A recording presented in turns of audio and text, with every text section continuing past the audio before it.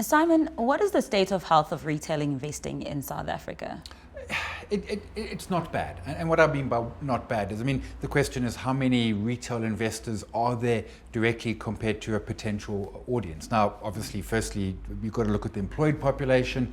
And if we look at the population, earning probably in excess of 10, 12,000 Rand a month, we're probably at a couple of million people. And then we've got to say, well, those people who doing it themselves. And that's probably only, it's less than 1 million.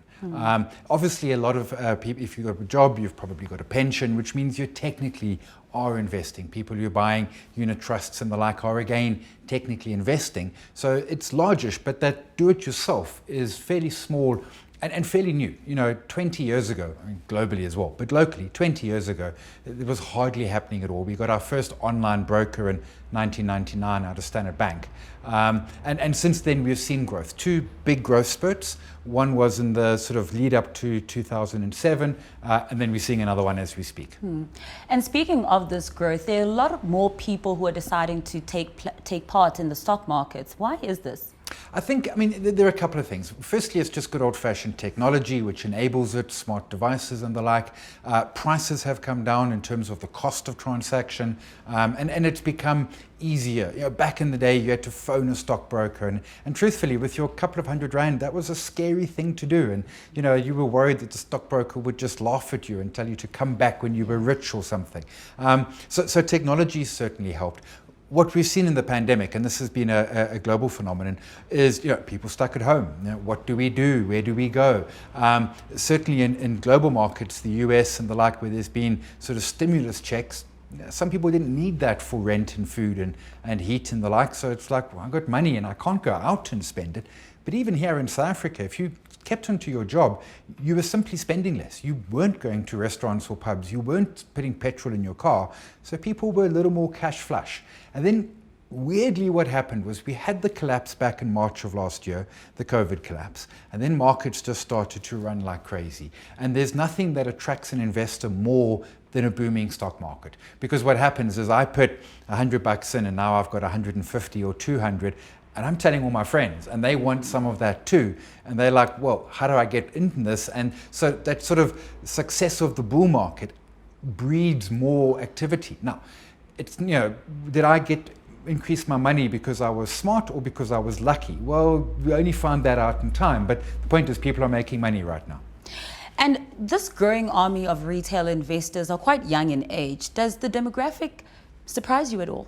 It doesn't. I think there are a couple of things around that. Firstly, obviously from technology, they're into that technology. They're comfortable with mobile devices and the like. They're comfortable with online transacting. I come from a generation of bank queues and post offices and the like. And the new generation has absolutely never encountered this. But also just, good old-fashioned generational theory. They're adventurous. They're keen to try things. Typically, we think it's about experiences, bungee jumping or something. But it's also, hey, let's try this investing. Let's try a bit of cash in here and let's see what happens. So I think typically sort of new waves of ideas and movements are probably usually started by the young. And then the old people are kind of grumpy looking on like that's not how you're supposed to do it. But if it works, who are we to criticize? Would you say that this is a necessary or positive disruption to the system? I think it's absolutely both. I think it's necessary. The system was very, very protective of insiders, of wealth already. If you go back to the 80s and the like, I remember trying to open a stockbroker account in the 80s and you needed 20,000 Rand. Now, 20,000 is a lot of money. In the 80s, it was a huge amount. Now, my grandfather pulled some strings, but I was fortunate. I had a grandfather who could pull some strings and let me deposit my 120 Rand. I think it needed to be shaken up. It needed to have lower fees. It needed to make it accessible to anyone who wants to, whereas very much the investing community was frankly an old boys club, and it was difficult to get in, and if you weren't an insider, well, no one wanted you. And now it's the case of you got a couple of 100 Rand and you've got some data, you're in.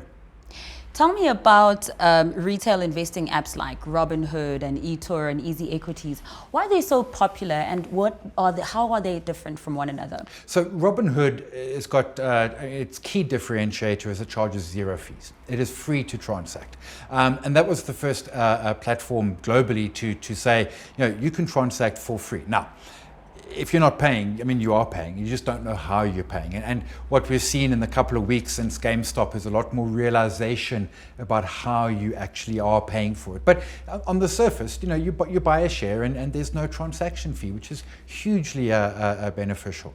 What we're also seeing is Robinhood has very much gamified the process. When you buy a share on Robinhood, there's confetti and the like. It's like a casino app. I mean, it really is. It's like hitting the jackpot on your local casino instead. But again, it comes back to the point of where are we seeing the upcoming generations? What is their platform of choice? It's mobile. I'm used to a desktop. I finally gave it up and I have a laptop and I use my mobile, but my comfort device is my laptop, is the bigger screen, the bigger keyboard. The generation coming through, to them it's just always been mobile. And maybe it's a tablet as opposed to a mobile phone. But they're much used to, and so putting it on those devices is what part makes that access. If the Robinhoods and the Easy Equities were traditional phone in only, they would be nowhere. We wouldn't be having this interview. Even if they were just traditional desktop, they would have done okay, but it needs to be on mobile. That is where it is happening, on the device, in your hand, anywhere you are. As long as you've got data and a couple of rand to invest, you're good to go. I mean, we spoke to really young people, a 17-year-old, a 22-year-old, who are just with it when it comes to this. Is this what we can expect moving forward? I think so. If I go back to my learnings, and as I said, this was in the mid to late 80s, I was fortunate to have a grandfather who had been investing in the market. He wasn't rich, but he had the knowledge, so he could teach me, he could help me understand things.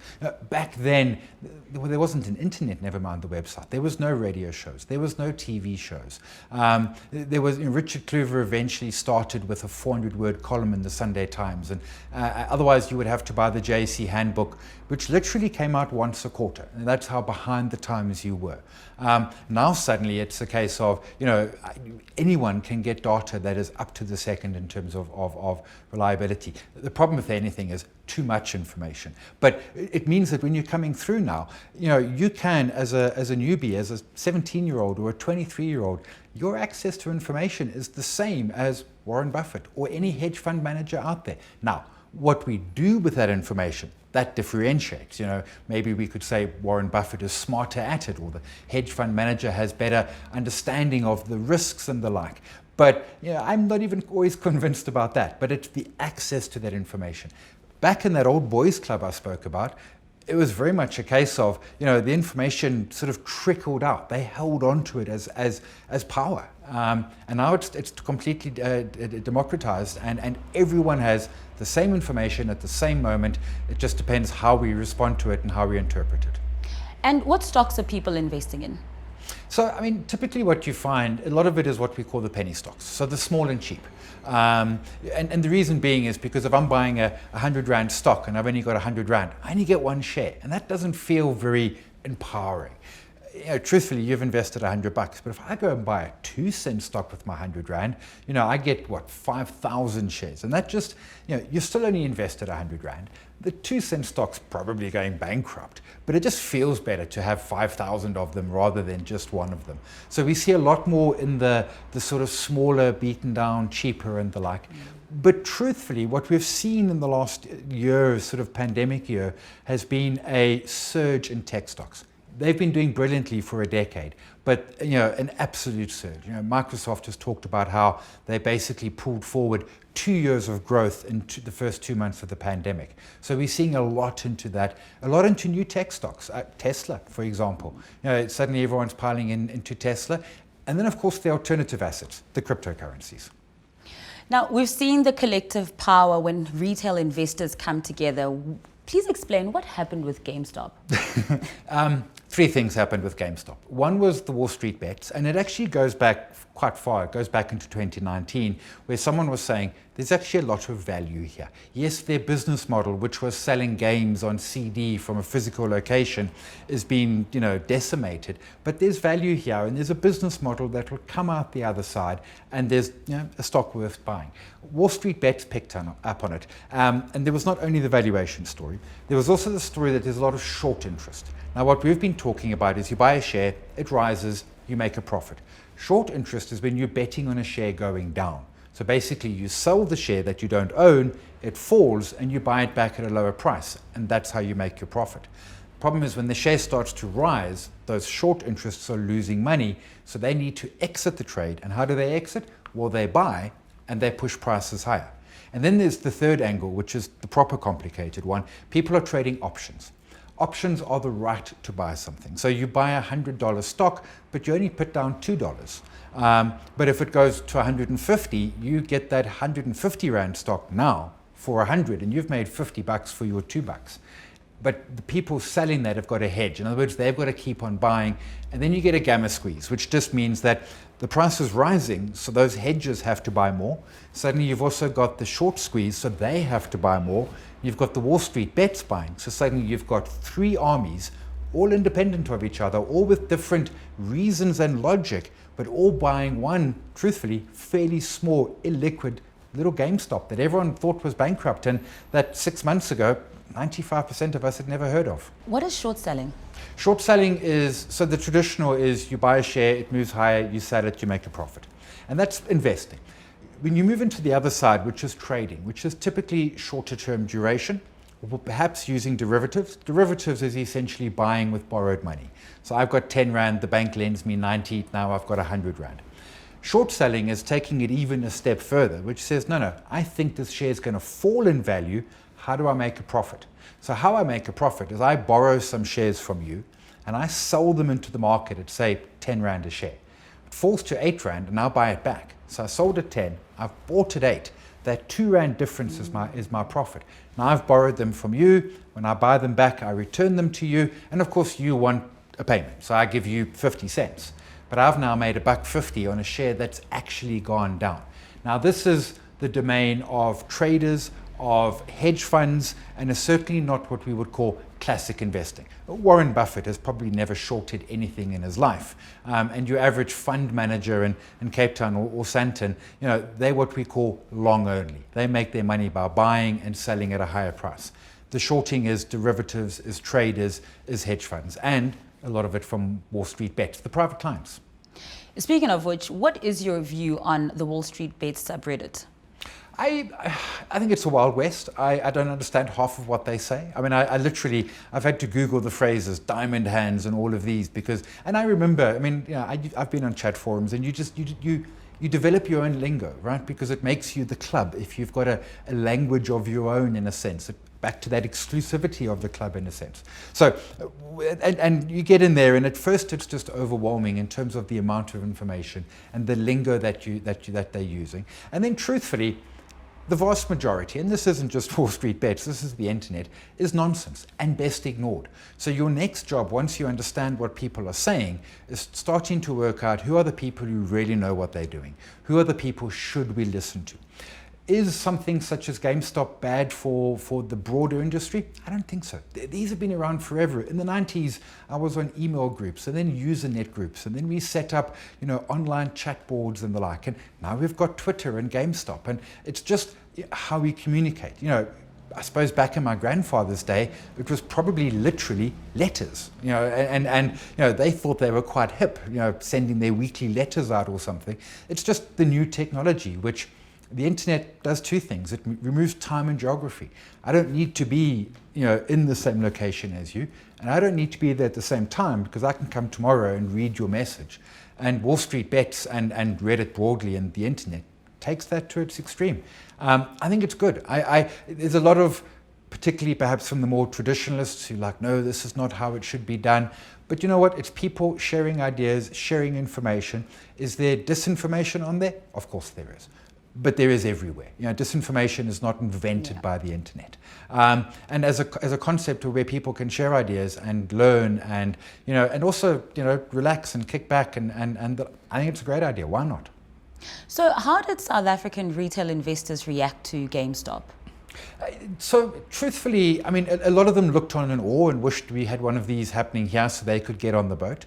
A couple were already investing overseas or trading overseas, had an account, in easy equities. Robinhood doesn't facilitate local, but interactive brokers, all the big banks have offshore platforms you can use these days. Jumped on the bus. Of course, a lot of people saw it and quickly went and rushed and opened an account. But if we say that the number of do-it-yourself private clients in South Africa is small, the number who sort of partook in the GameStop rally of a few weeks ago is probably minute. I mean, it's maybe a couple of hundred individuals. Would you say that this was a once-off, or that in future we'll see more short squeezes on stocks, locally and abroad? We'll see it again. We've seen it before. A couple of years ago, there was a short squeeze on Porsche, and for a moment, Porsche was the richest company in the world. And then it came back to reality. We'll see more of them. Will they be to the extreme of GameStop, to the extreme of Porsche? Yes, but infrequent. This is a lot has to happen in the right place at the right time to really do a short squeeze. In the JSE, we've seen a number of them this year. What happens is a company comes out with a set of results or a trading update, and it's a lot better than expected. So it starts to move. And of course, there were a lot of people who were betting it was going to be bad results, pandemic, COVID. They were on the short side, and suddenly a stock moves 15% in a day. And we've seen a couple of these, but compared to GameStop, 15% isn't even warming up. But yes, we'll have more of the GameStops. They're not going to be an everyday occurrence. I mean, if we're having one a year, that's probably a lot. But they're going to happen again. Absolutely, they will. And make no mistake, Wall Street Bets is trying to find the next GameStop. I mean, they tried a couple, Nokia, and a whole bunch of other stocks, AMC, which is the theatre chain and the like. They were trying to find the next GameStop, but it's almost something. It needs the right ingredient, and it almost needs to kind of happen by accident. And I know that there were a lot of GameStoppers who were saying, let's do this, here's the background, there's a short interest and the gamma on the options and the like. But I think it needs to, it's manufacturing it. Us sitting here and saying, right, let's pick a stock and let's do it tomorrow is a heck of a lot harder. It needs some sort of organic sort of fermentation to really take off. Simon, do you worry about the amount of speculation that people are just trying to make quick and easy money? Short answer, yes. And I tell you why. Because it's risky. So, and let's remove investing, which is boring, long-term, buy something quality or fund and hold it for decades and come back and create wealth. Let's park that aside. If we're talking about the short term, the speculating, the trading aspect, I've been trading for 20 years, 25 to be honest. I don't talk about the first 5 because I spent 5 years losing money. It's difficult to learn. Not the clicking part, because that's really easy. It's the psychology, it's the emotion, it's all of that sort of thing. And the point is, as I said, with a derivative, you are basically investing, trading with borrowed money, which means you can lose more than you start with. If you know what you're doing, there are professionals out there. There are hedge funds in America who in the GameStop lost billions of dollars. These are the professionals, and they got not wiped out. They've got a few billion left, but certainly they got a significant hole in it. So as soon as we move into the trading space, and I don't say people shouldn't trade, but what I do say is don't take everything you own and stick it into trading. Be boring, have a little bit of emergency fund, have a retirement fund, have some investing in nest egg, and then go and sort of gently learn how to walk and learn how to do it before you rush off and try the trading. Because that desire to be rich in a hurry, that desire to be the person who turns $50,000 into 50 million, I mean, who doesn't want to be that? The truth is, more people, a heck of a lot more people, turn $50,000 into zero than turn $50,000 into 50 million. Are we in a financial bubble? I think there are parts of our market which are bubble. I think there are parts of our market that are priced to perfection. I think a lot of our tech market, Zoom, Amazon, Apple, maybe less Amazon and Apple, but certainly large parts of our market, Tesla, really, really priced to perfection, which means if anything goes wrong, if they disappoint in a set of numbers, if they have a product launch that isn't quite up to scratch, we can see share prices absolutely collapse. And this isn't saying that the companies are going to disappear, but we saw it in the dot-com bubble of 2000. If you had bought Amazon at the peak in 2000, it was a decade plus before you were in the profit again. So it's the price that you pay. Large swaths of our market are undervalued, and then some parts. I mean, our commodity stocks are heading into bubble territory. That'll take a while longer still. And then certainly there are parts of our market which are very bubble looking. Tesla, to justify valuation, needs to grow 50% a year for a decade.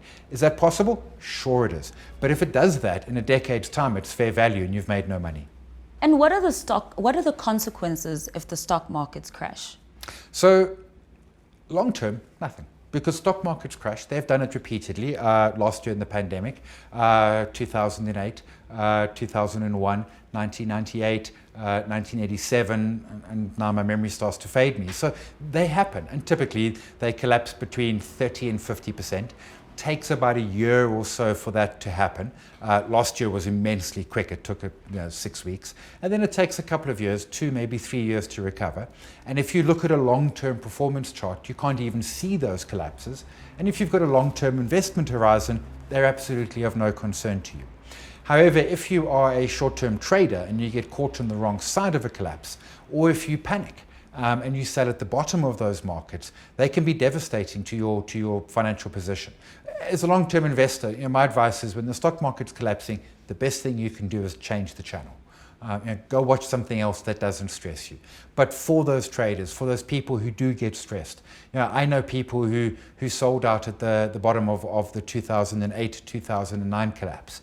Not only did they lose a large amount of money in the process, but they didn't then partake in the recovery. So they, in a sense, lost twice. If you're a trader and you're in the wrong side, you've got a position in a derivative, which means with borrowed money, and suddenly the market is losing 5, 6, 8, 10% in a day, individual shares moving 15, 20, 30% in a day, your losses can absolutely stack up. And again, because you've borrowed money, your losses can be more than you started with. So there is risk to it. To the long-term investor out there who's like, well, I've got a retirement policy with one of the big retirement houses. Stock market collapses, not a worry at all. And what causes the markets to crash? It's fear that everyone else is going to sell, and when there's panic, you want to get to the door first. So if we go back to the collapse of last year in February, March, we were starting to see that this COVID-19 was perhaps worse than we thought. People were dying. It wasn't just China. It was now into Italy. Cases, by the end of February, had popped up in America already. We weren't even in lockdowns. But there's suddenly that fear of, hang on, we don't know what this means. We don't know how this plays out. We haven't seen a pandemic in 100 years as a planet. What is the future here? So what's the best thing to do? Well, deep uncertainty, let me turn everything into cash.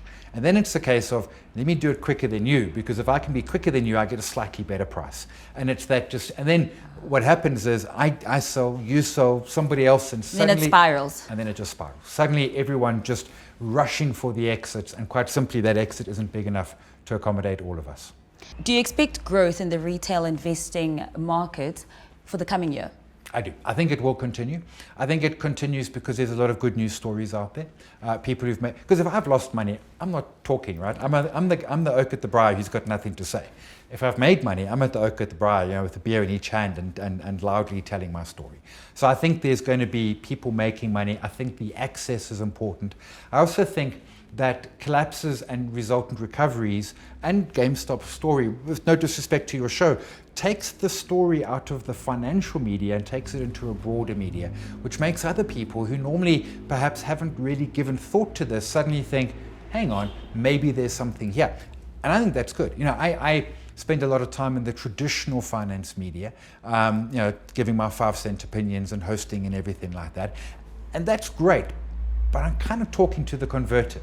I think it's more important to get out there into the non-traditional, the non-finance media, talk to that environment and get a story out there. So I think it will continue, and it also continues because the availability of transacting, the easy equities and the Robin Hoods of the world, who are just going to get cheaper, smoother, slicker, and make it easier and give us more option.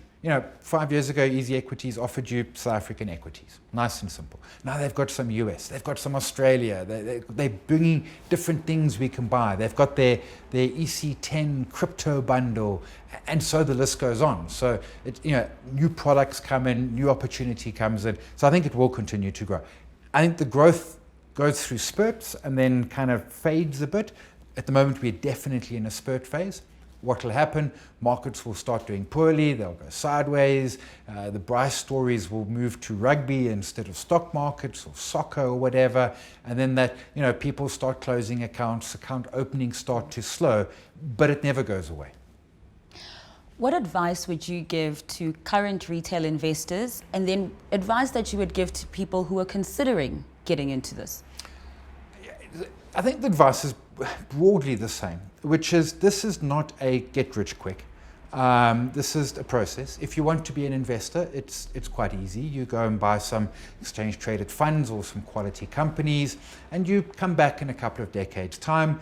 You buy every month. You ignore the collapses. You ignore the hysteria, and you just do a monthly purchase. And over the decades, you create wealth. As soon as we want to get rich in a hurry, we've now got to move into that trading space. And my advice to being in the trading space is sure but. And the but is that it's scary out there. You can lose money. You can lose more than you started with. Be very, very careful. So I typically say to folks, you know what, get yourself an investment portfolio, grow a bit of money here so you've got some boring shares in a sense or funds sitting here, and then take some of it and try your hand at the sort of more speculative short term. Expect it to be emotionally painful, expect to lose money, expect to become discouraged, and maybe you get lucky, and then it's going to take some time. I mentioned earlier, I spent 5 years trading. Now, I'm a slow learner, but also there was no internet. But, it's not just a case of spotting the next GameStop. So if you spotted GameStop and say you bought it at $200 and went to $500, where did you sell? Did you sell at 220 and thought you were a genius? Did you sell at 500 and you were a genius? Or do you still hold it and now it's 150? You think the easy part is the hard part is the buying. The hard part is the selling. Somebody bought GameStop at almost $500. What have they done? If you buy it at 500, do you at 450 say, cut my losses? Or do you insist on diamond hands, which is Wall Street bets talk for, you never sell, you hold forever. And now you're sitting in the shares 150 and you're deeply underwater. So it's a lot of it is emotional and psychological rather than just rands and cents. Fear and greed. A lot of the retail investors, as we've mentioned, are quite young in age. For someone who's didn't start saving and investing in primary school or high school, is it too late? No. I do a lot of sort of talk around the FIRE community, financial independence, retire early. And that goal is typically, let's retire in our 30s or 40s. Or perhaps not retire, but downscale your life. Get an easier job. I've got a friend, all he wants to do is rent out surfboards at the beach. He doesn't want to be a high flyer, but he needs the capital so he can, make that work for him. And they typically talk on the theory of it matters how much you save. The traditional rule is that you start work and you save for 3 or 4 decades. You save about 15% of your income and you retire in your 60s and everything is good. The FIRE community says, well, what if I saved half of my salary? Well, suddenly you can retire in 15 years. Some of the FIRE communities say, what if I saved 90% of my salary? Because now I can retire in a year or 3. And the reason why that's so critical is when if I'm saving 90% of my salary, it's not just the 90% I'm saving, it's that I'm living on such a smaller amount. The FIRE community is 2 components. One is how much you save. The other is how much do you need to live every month, which as a sidetrack is why I live in a small apartment. This is a cheap apartment. It means I need less money, which means I can spend it on whiskey and holidays and things which to me are perhaps more important than the 5-bedroom house I used to own because there were only 2 of us in it. It's never too late. And always, best time to start when you were younger, yesterday, last year, last decade, always the best time to start. But if you didn't, I mean, don't give up. There's still today, there's still tomorrow. Even if, I've chatted with people in their 60s and, can we take them from a position of zero retirement money to now, retiring in the Bahamas? No. But can we get them to a point that their retirement will be better than if they had nothing? Absolutely. Simon, what do you attribute apps like Easy Equity's popularity to? And I think they bought cheap transacting, 0.25%. My broker, love them dearly, they charge me 0.5% to 110 Rand. I got to do it plus 20,000 Rand transaction. I've got a mature portfolio, that's not a problem, but for someone starting out, that's a vast amount of money. They want to come with a couple of $100. So the cheapness of transactions, absolutely attractive. They also do fractional. So if I want to buy Naspers, it's a 3,000 Rand share. Well, okay, buy a slice of Naspers, put $100 into it, type of scenario. And then again, it was the app first, the ease of use, probably at fore of mind. And I think the traditional stockbroker community in South Africa had truthfully ignored that small investor with a couple of $100 because they couldn't work out how to make this profitable. Easy Equity said, it's profitable when we get scale. And they did the classic sort of scale up type of business, which is, 100,000 users, nice, but it's not enough. It's not scale yet. They need to get to 300, 400, 500,000 users, and now that scale starts to work for them. Whereas the other traditional one was, bring me a billionaire, I just need 3 of them. Sure, but you've got to find 3 billionaires. It's a lot easier to find half a million people with a couple of $100. Let's talk about fractional shares. That really seemed to change things a lot. Yes, it absolutely has. Because we were talking about penny stocks earlier, those 1 and 2 cent stocks.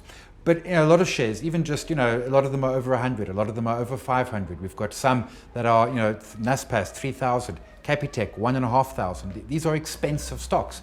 You've got to have big cash. The ability to come in and say, $100, I get a small slice, that opens up the market. It suddenly says, I can buy a 20th of that Capitec or that Naspers share, and it's, I can get that slice, I can get in the game. I don't need to rock up with my 3,500 for Naspers plus my 200 Rand costs.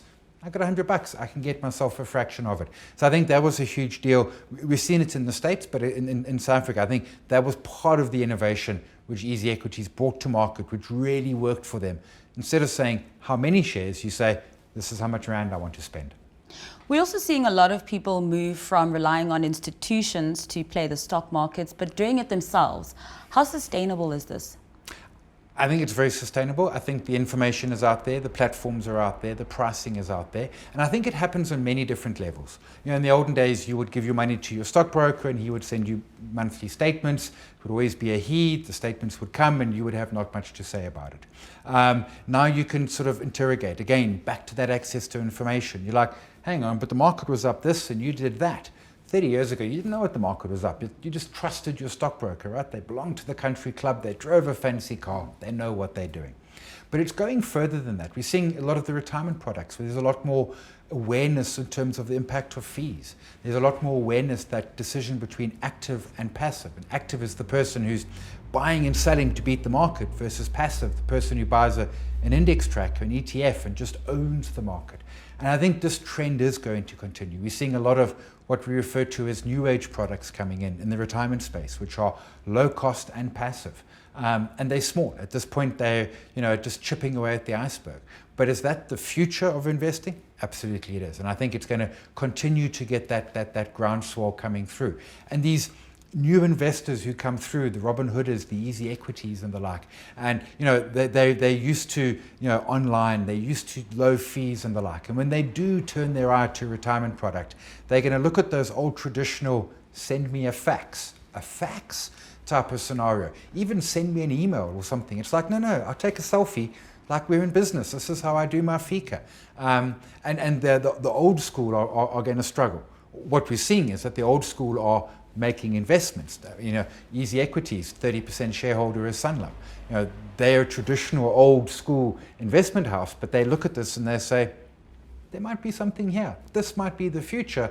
And we're seeing that from all the investment, not all, we're seeing it from many of the investment houses who are trying to take their stake there. 10X is big in the low cost retirement annuities. Old Mutual, take a slice of that. So I think that is the future. It'll happen slowly. It's going to happen, over many, many years, and it's going to be a lot of kicking and screaming from the traditionalists, but it is the future of investing and of trading. Simon, would you say that our traditional institutions like your Allan Greys and Coronations have something to fear here? If I've invested there and I've been spending $500 or 1,000 Rand a month there, but then I'm speaking to Easy Equities and I'm able to take part in that process, should they be fearful? They should. Short answer, absolutely.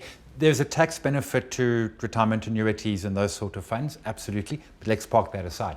Can I do an investment retirement portfolio that mimics what the experts are doing? I can.